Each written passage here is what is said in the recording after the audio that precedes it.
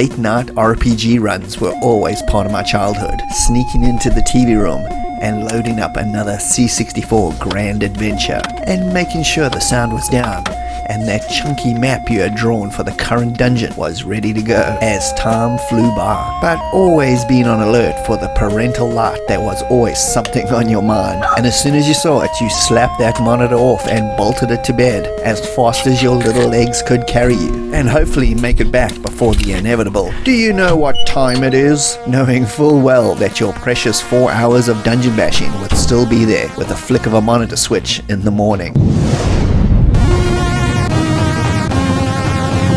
Some RPG adventures never end, as some things simply never change. Welcome to the Dungeons & Dragons SSR Gold and Silver Box C64 Special.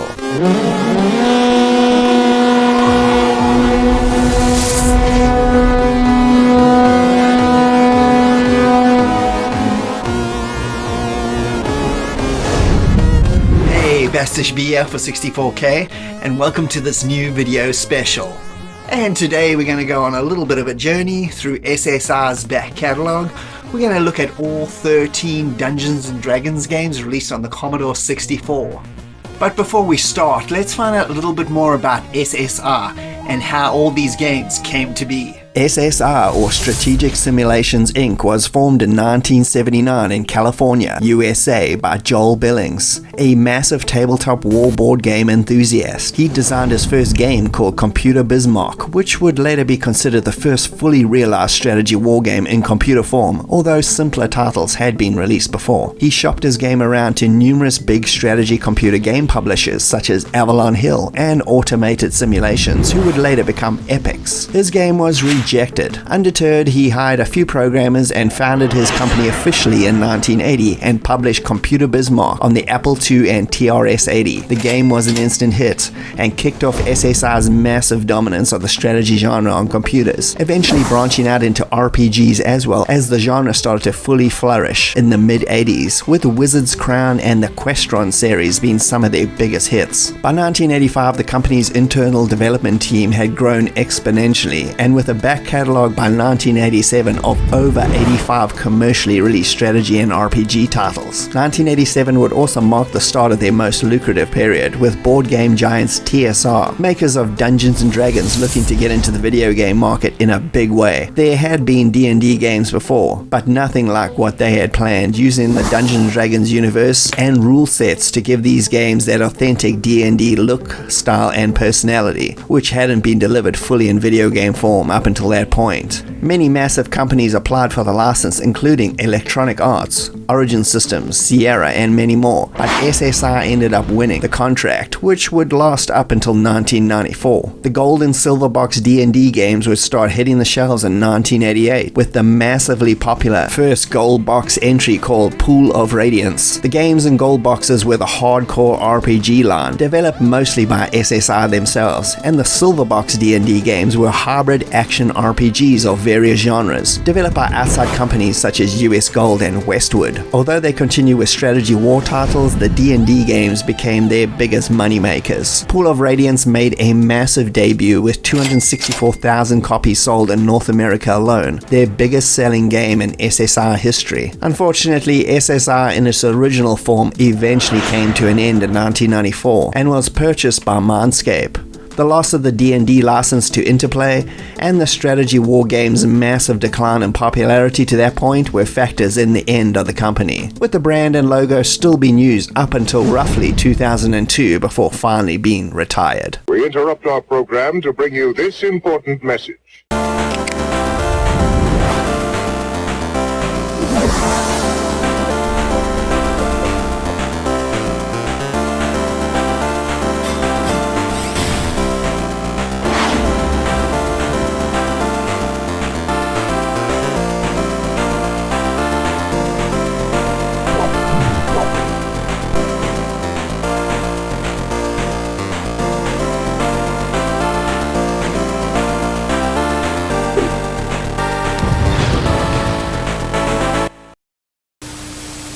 And now let's take a brief look at all the games we're going to look at today.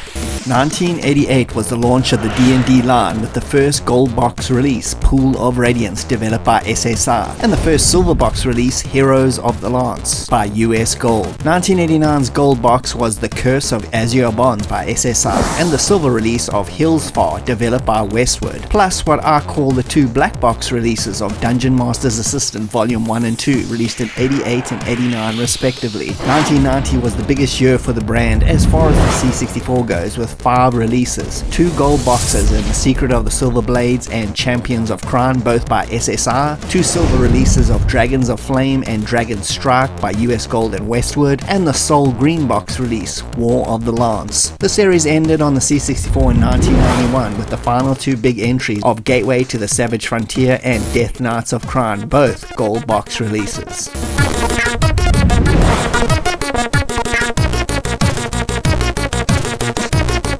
Okay, so now let's start looking at all these games chronologically, and we'll start right back at the beginning in 1988.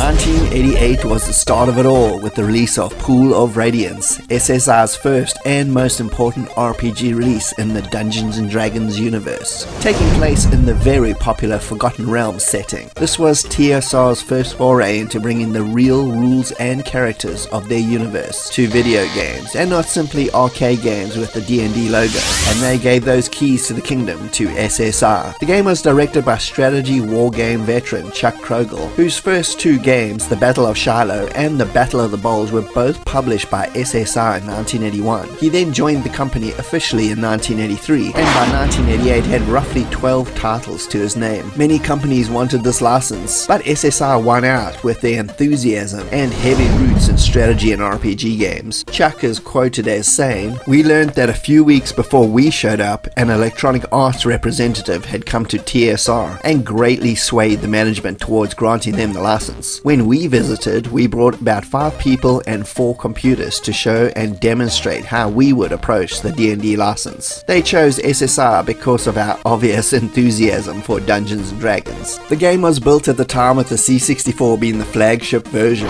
All programming was done on an Apple II and converted to various other systems. The story took place in the city of Flan, which was on the northern shore of Moonsea Bay. The goal of the game ultimately is to win back the city that's been overrun by monsters led by a mysterious evil.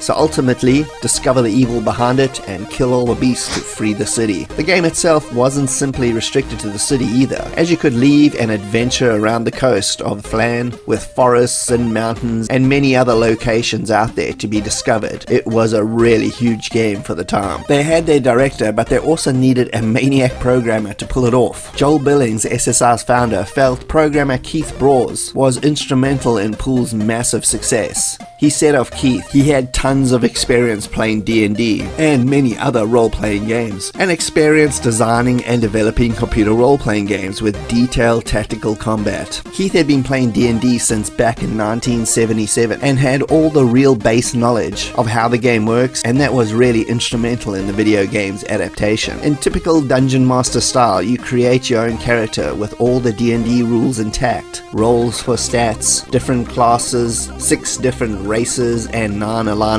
Plus graphically customize the look of your character for cutscenes and talking sequences, and even combat. It was very meticulous and exactly what TSR expected of them. Keith is quoted as saying, "It really felt like you were playing D&D. When you got into a tactical battle, moving your pieces around, throwing your spells at monsters, it felt authentic. When combined with the game's great story, it created an experience that has endured." The game took place from 2 points of view, a first-person style Bard's Tale look, party stats, and dialogue tree and options at the bottom of the screen. This was used to explore towns, countrysides, dungeons, and more, plus used for chatting to characters and visiting shops or guilds and various other structures. The second point of view was an isometric battlefield perspective, which was used for turn-based battle encounters with monsters and anything else that was trying to kill you. Just like SSR strategy games, its long, detailed tactical combat really brings all the excitement of a tabletop game to the video game format with no corners cut. Battles could be epic with you able to have a party of up to 8 characters.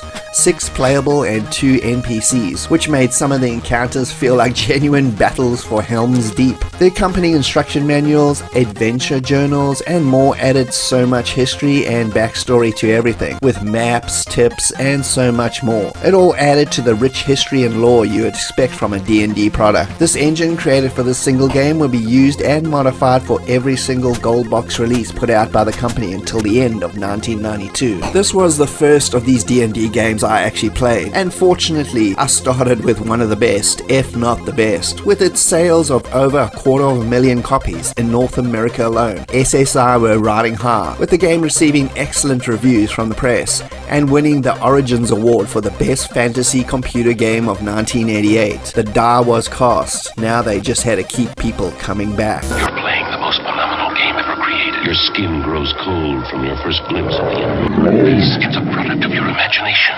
Survival depends on a quick, decisive move. Your choices are limited. Stand and fight, or run. Use your lightning bolt. Victory is yours.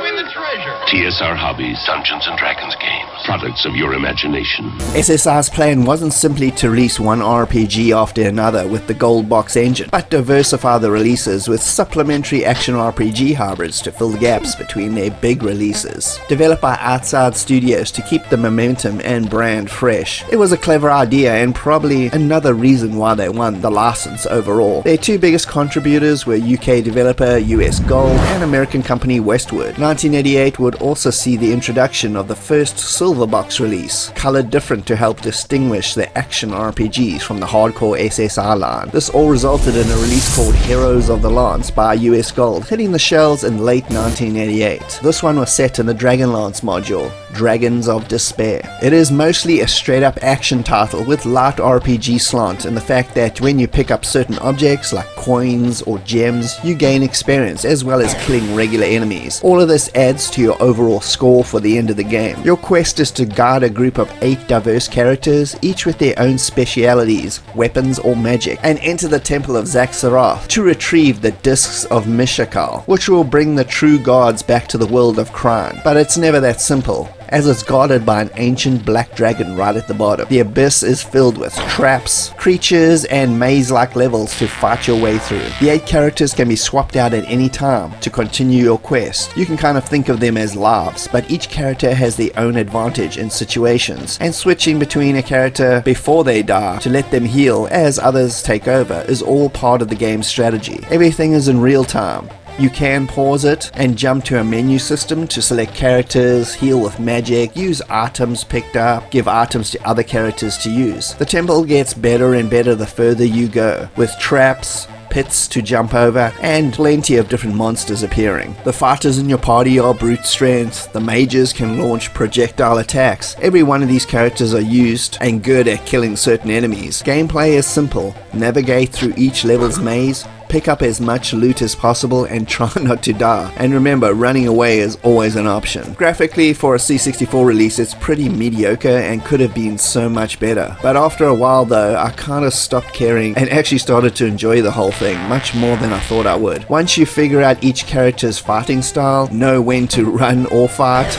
and start mapping the levels with a pen and paper, it's actually quite fun. The sound is pretty minimal, with some okay sound effects, and a pretty nice intro music tune, but nothing much else. It definitely wouldn't be the best Silverbox release, but if you give it a little time and understand the mechanics, it's actually pretty decent. I remember playing this as a kid and hated it, but I had a bootleg version back then with absolutely no instructions or context, but with all the supplementary material I have now in hand, the game is far more engaging. It also sold pretty well, with 88,000 copies sold, which made it the most popular action game they ever released up until then. And the final release for 1988 was the Dungeon Master's Assistant Volume 1 Encounters, and for the sake of this video I'm showing Volume 2 here as well, which technically released in 1989, due to the fact that these weren't video games per se, but actually utility programs designed to help Dungeon Masters setting up D&D tabletop games generate encounters and campaigns by combining all the info from multiple D&D player, monster, and Dungeon Master books. With Volume 1 releasing in '88, it had over 1,000 encounters and 1,300 monsters characters to mix and match. Volume 2, released in '89, titled Characters and Treasures, just built on it with character creation for quests and a whole lot more. Both came in black boxes, the only two in the original line that did that. It was a pretty unique idea, and considering how niche these releases were, Volume 1 managed an impressive 26,000 copies sold, not including Volume 2, and was another clever way to keep the public interest until the next big gold box title hit the shelf in 1989. We interrupt our program to bring you this important message.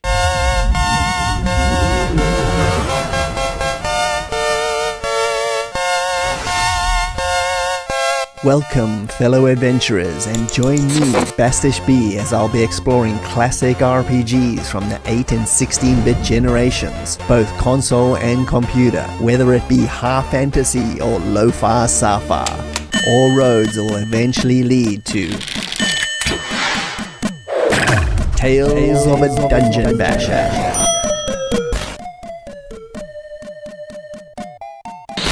1989 was another big year, giving us both a gold and silver box release. So let's start with the gold release called Curse of Azure Bonds, taking place again in the Forgotten Realm setting, and a sequel to Pool of Radiance taking place after the events of Flan. The game uses the same engine as Pool, so I'll talk about the story and the main gameplay changes this time around. The story is a sequel to the novel Azure Bonds, published in 1988. The plot is pretty cool, with your party waking up in the town of Tilverton with no possessions or memory of what happened. You've all been cursed with bonds, which are magical tattoos that force the player to do the caster's wishes, which are obviously evil. The removal of the bonds are the main quests of the game, with each bond being linked to an evil gang or cult in the story's setting that needs to be eliminated. The more bonds broken also results in extra abilities added to the game, plus tons of side quests, and the ability to import your character from pools, or this year's silver box release, Hillsfar, which we'd see as an option in all SSR gold box releases. The game itself feels a lot more expansive over Pool, even though that game was pretty damn huge. Taking place in the Elven Court region south of Flan, there is plenty to see and do and fight, introducing even the deadly beholders in this entry. Gameplay is generally the same, except the overworld map now allows fast travel to other towns and locations, but there is still a chance of random battles occurring, which all plays out in exactly the same turn-based asymmetric way as the previous game. Big additions to this version, besides that, are the addition of 2 new character classes, Paladins and Rangers, and also being able to make multi-class characters, or simply start a new party, which will be automatically leveled up to number 5, so the game isn't unbalanced. Combat is mostly the same, just a whole bunch of new spells are available, taken straight from the D&D player guides. Locations are also more varied, with sewers, forests, temples, towns, dungeons, and the graphics have been slightly updated with just a bit more detail in most areas. Sound is still almost non-existent, besides a short intro tune and some combat spot effects. As far as quality goes, it's just as good as Pool, with the story, at least for me, being slightly more interesting and engaging overall. The game did pretty well upon release in sales, with roughly 180,000 copies sold in the US alone. 1/3 of those sales were reportedly the C64 version, making it still their flagship version. Even though in the US, at least at that time, the system was winding down dramatically in third-party support. Zap64's September '89 issue gave it a much-deserved 86% overall, with SSR again winning the Origin Awards for Best Fantasy Computer Game of 1989. Are you brave enough to fight dragons, to battle wicked monsters, to destroy the Sunstone? Introducing Dragon Strike. When Dragon Strike the video ends, Dragon Strike the game begins. Team up with friends to do battle, to defeat vicious monsters. Dragon Strike the video comes in Dragon Strike the game. 1989's silver box release was called Hillsfar, developed by those masters of RPG and strategies, Westwood. This is easily my personal favorite silver box release, where you can bring in characters from Pool or Azure and use this game to level them up. The game is smaller in overall scope and is centered around the city of Hillsfar, which sits south of Flan and north of Tilverton, so right in between both of the original gold box entries. The plot is basically non-existent here, and quests you receive are based on your character class. class. When making or importing a single character, it's just you and no other party members. Missions will be given out by guild masters of the class which you chose, such as thief, fighter, mage, etc, etc. Once all these missions are completed, the character retires and the game ends. In this sense, Hillsfar is a supplementary action RPG allowing you to upgrade your main characters from Pool or Azure to give you the advantage in those games. It is, however, a fully fledged game and not some sort of cheap upgrade system. Gameplay is pretty varied and I really like it. It features 3 main modes: an overworld map allowing travel to different locations outside the city by horseback, a first-person look for Hillsfar with a map to get around easily, and a lot of mini-games all taking place in real time. There's horse riding to get to locations and competitions, a cool third-person gladiator fight for the arena, archery tournaments, a top-down view for searching temples or houses, and looting for their precious gold, plus a lockpick minigame. It's pretty varied, especially for an 89 release, and everything is done really well with nice sharp graphics in the minigames and maps, and a lot more attention to the sound for atmosphere. It really is a fun action RPG hybrid. It sold almost 80,000 copies initially and got generally positive reviews, with Zap64 giving the C64 version 80% overall. It's one of the best of the Silverline releases.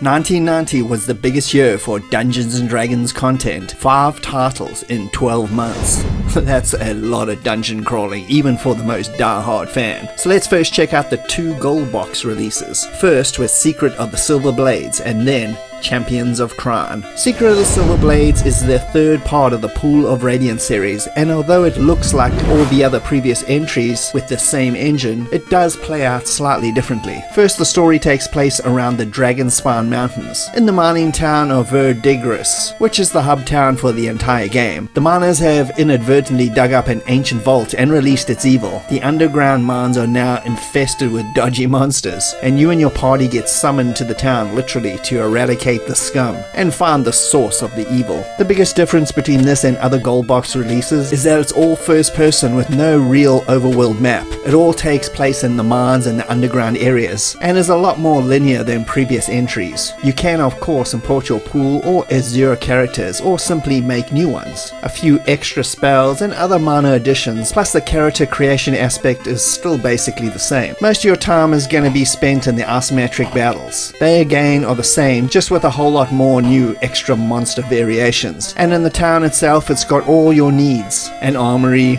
bar, hall to level up your characters, temples for healing, and a few others, with the well of knowledge in the center of town being a helpful clue system, paying money to find out what to do next, or more info on the subject at hand. This one is a lot more combat heavy than previous entries, and it becomes slightly tedious after a while. Turning on the CPU quick combat control by pressing Q in a battle helps speed things up a bit, but still it's very long and drawn out. The story itself also feels a bit more basic and doesn't really draw you in as much as the previous titles. Out of all the gold box releases, it's honestly my least favorite. A little bit too repetitious, linear, and mostly forgettable characters. It's not a terrible game by any means. It's just underwhelming when you compare it to what came before, and what came before was pretty epic. The C64 version actually got pretty terrible reviews upon launch, with both Zap64 and Your Commodore magazines giving it a 48% and 46% respectively. Both I feel are way too harsh, with the Zap review coming off as slightly dodgy, with the reviewer saying the sound was really good, not sure what he was playing, the intro tune is absolutely terrible like all these games,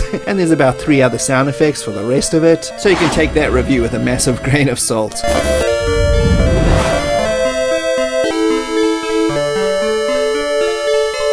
The second gold box release was called Champions of Crime, and it was the first in the new Dragonlance world, so new characters would have to be made, as there were no transferring from the Forgotten Realms series. These characters will however transfer to the last C64 gold box release, Death Knights of Crime. This entry is much better than Silver Blades, and goes back to the more open world feel, although it's still a bit linear in nature. The overworld map is back, allowing travel around the northeast Ansalon region, as the game takes place after the War of the Lance. The story is your party gets sent to an outpost set up post-war to scout the area, As peace has descended on the land, the Dark Queen is, however, about to make her comeback as the land is thrust into war yet again. The game offers up a few more player classes specific to this region, such as a Kender, Mountain Dwarves, the Knights of Solomnia, and more, each with extra special advantages as well. Phases of the moon also affect how strong your spells are, so you got to keep notice of that at the top of the screen. And the knights come fully equipped at the start of the game, but due to their chivalrous vows, they automatically donate 10% of their loot to Outpost when you enter a town. Pretty much everything else plays out the same as the first 3 Forgotten Realms entries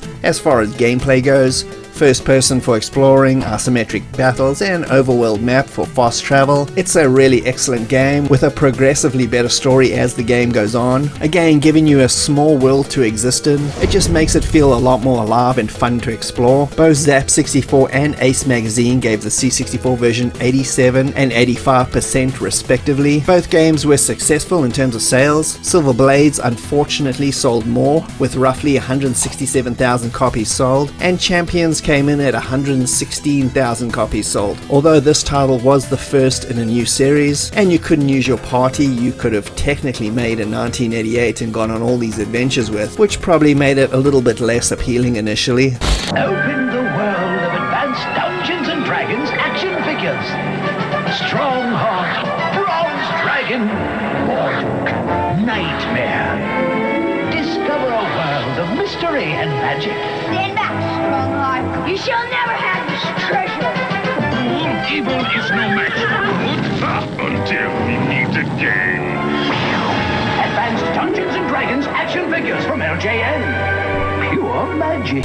And now over to the only green box release, War of the Lance, which was also set in the Dragonlance universe. This is, however, a very traditional and a little bit unconventional playing turn-based strategy war game, a game genre that basically SSR were kings of in the 1980s. It's clear to me just from assumptions that the green box was gonna be an ongoing series of turn-based games, but due to terrible sales of only 15,000 copies sold, this was the first and the last for that idea, which is a real shame because it's a really impressive game on many levels. You play the Whitestones and have to try to defeat the High Lord. If you play in a 2-player mode, one person is the Whitestones and the other controls the evil High Lord forces. What's interesting is how well this game incorporates the D&D lore into its gameplay. The basic way to win is to try to occupy or take over as many capital cities within a certain time period, or outscore your opponent by the end. The game can be played in different time periods, with each game year allowing 5 turns to be made. The battles are really big.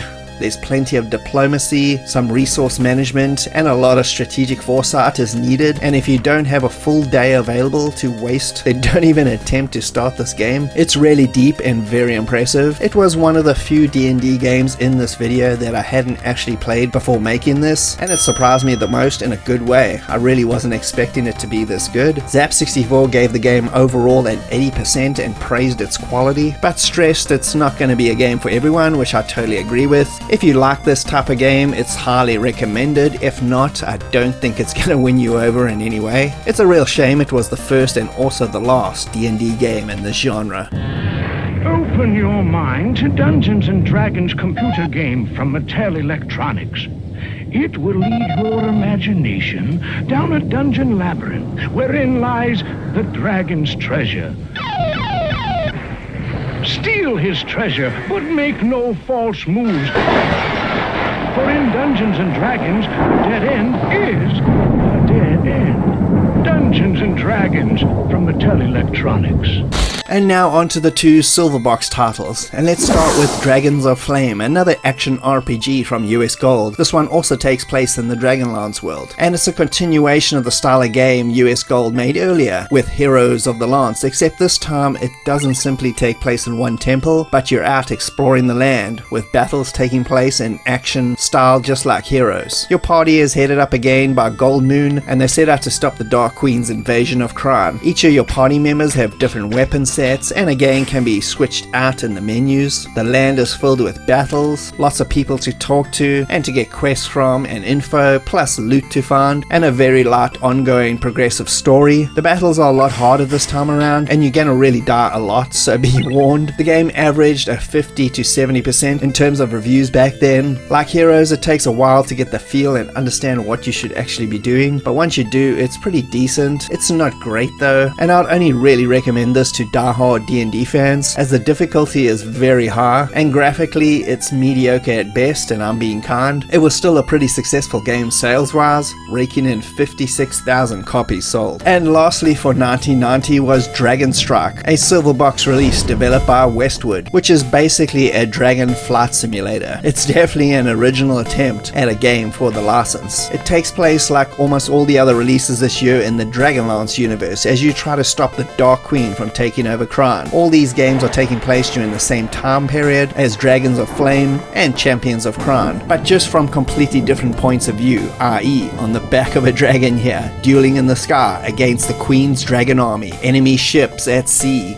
castles, and even big flying fortresses. The game is presented in missions where the situation is explained beforehand before you head off to kill your foes. A map indicates how well the overall war is going, with each successful mission moving you along the board. The flight part is basically just like a flight simulator, with the ability to adjust your speed, a radar on the bottom left to track down the enemies, your height is measured on the right, with the ability to blow fire or lance a foe when they get close. Graphically, it's presented quite well. The missions are varied in settings, but it basically just comes down to killing everything to win. I feel the technology just was not quite there when this game was made. It was probably not what they wanted, but it's still quite well done with some decent graphics, and I like how the sense of your victories affect the overall war, and the cool subtext for each mission makes it feel like the stakes are really high with an added sense of urgency. Both your Commodore and Zap64 gave it a 68 and 69% respectively. It ended up selling about 35,000 copies in total and was an average success. If you're looking for something different, it's definitely worth checking out for the curious minded.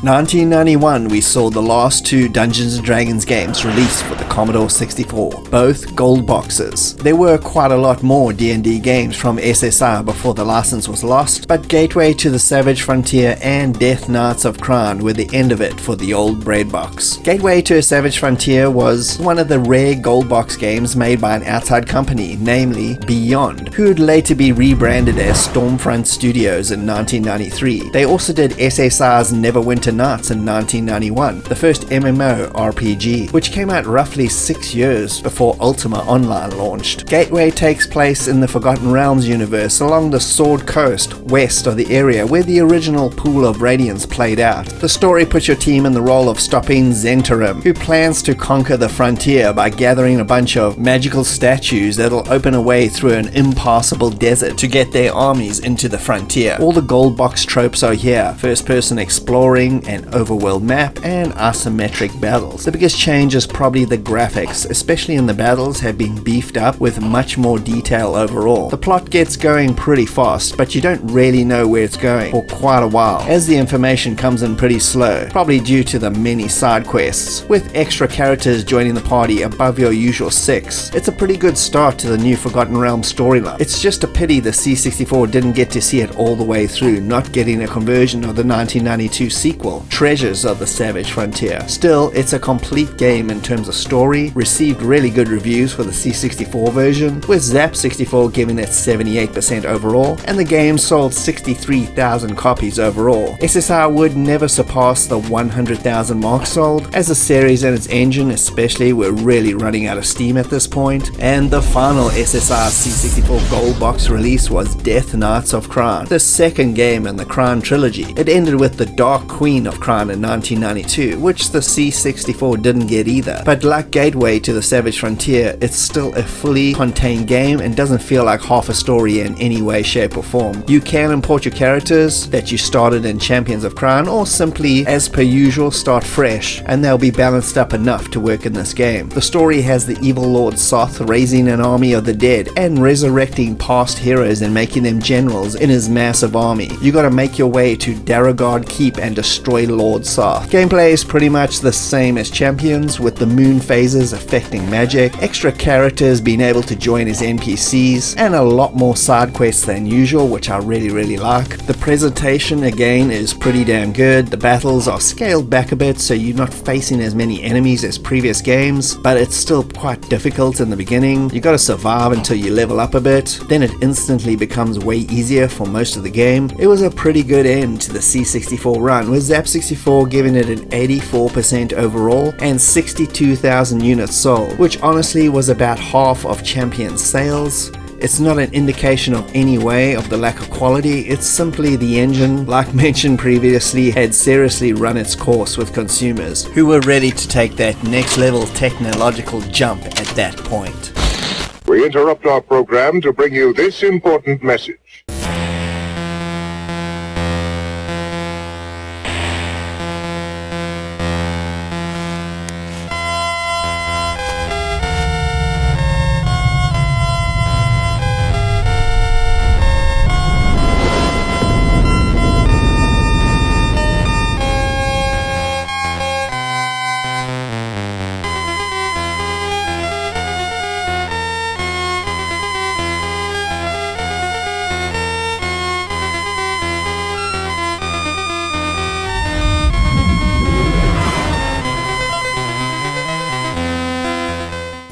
And that's it for another special. I hope you enjoyed it.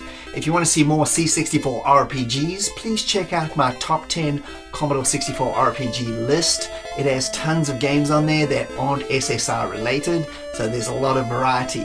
Anyway, thanks for joining me, Bastish B at 64K. I hope you had a good time. And if you can please like and subscribe, that'll be greatly appreciated, and I'll see you next time. Cheers.